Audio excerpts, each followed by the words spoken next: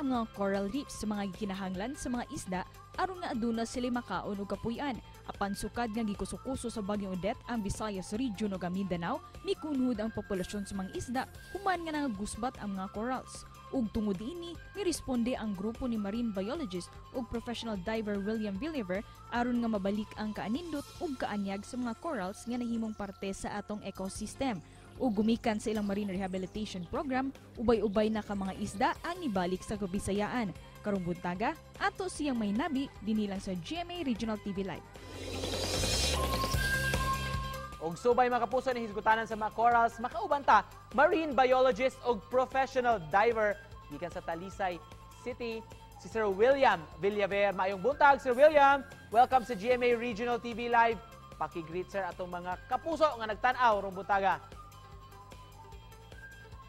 Mayong buntag sa tanan nga nagtan-aw karon kanina interview. So ako si William Villaver, taga Talisay City, Cebu.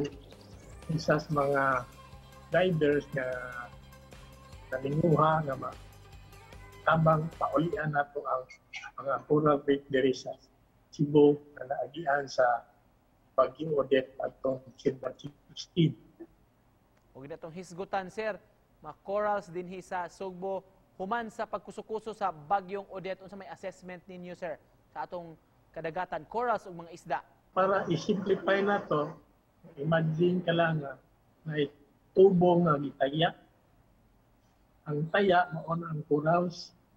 So pag human sa Bagyong Odette, ang katong taya ang corals mura gid siya og gilihaan. So nalimtigod ang taya.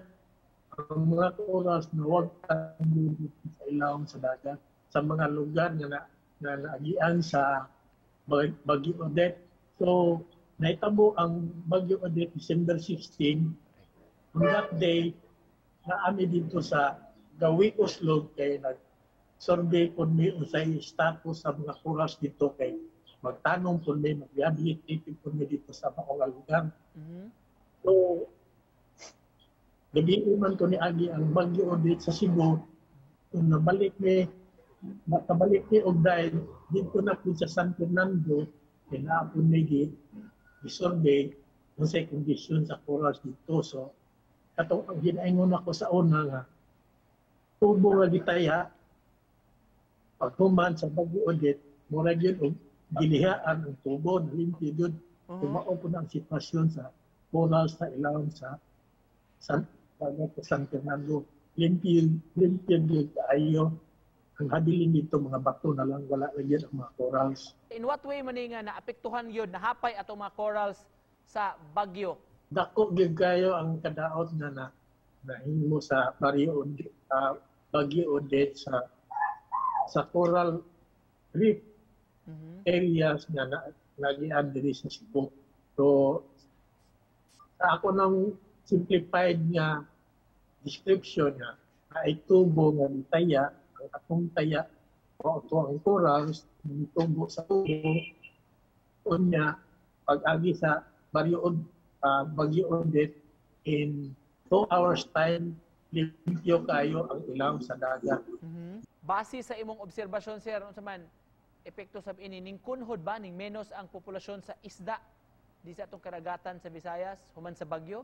Basically, ingon taog mga reef species kanang tawag nato mga isda sa bato kanang namimuyo sa mga coral reef areas, as in nawala din sila. So basically nagminus gyud ang isda. Sige, himo sa inyong grupo uban nga mga organisasyon sir aron mabalik kining kaanindot sa coral reef sa atong kadagatan o mabalik sab ang mga isda. Ang ginahimo na mo nga para mabalik na pod ang isda mao na ning tinatawag na coral planting. Sir, karong buwan na human sa rehabilitasyon ninyo sa coral reef system, kumusta man ang populasyon sa mga isda? May daghan na gyud ba? O kumusta ang kondisyon sa mga Kaloy sa corals? Ginoo kaya ang gigamit namo nga planting materials katong ang branching corals na kusog motubo. So nabuhi na tong mga gipangtanom namo. So murag ni balik na pud og puyo ang mga isda dito sa lugar nga among tanan. Sa pagsugod pa lang namo, hingaw gid kayo. And in closing, Sir William, mensahe ni mo, sir. Buti hatag sa itong mga viewers. Kung maminos ang isda, maminos ang atong pagkaon, so, mayong ang tingnan lang ginato ang buhilaman sa ilaw sa dagat para ma-sustain sa atong adlaw-adlaw nga panimuyo diri sa kalibutan. Alright, daghan kayong salamat kanimo, Sir William, sa pag-uban kanamo karong buntaga, sir. Paghatag og kasayuran sa gasa gyud sa kinaiyahan atong coral reefs o syempre ang atong mga isda. Daghan kayong salamat, sir. Amping diha. Thank you po. Salamat. Bye-bye.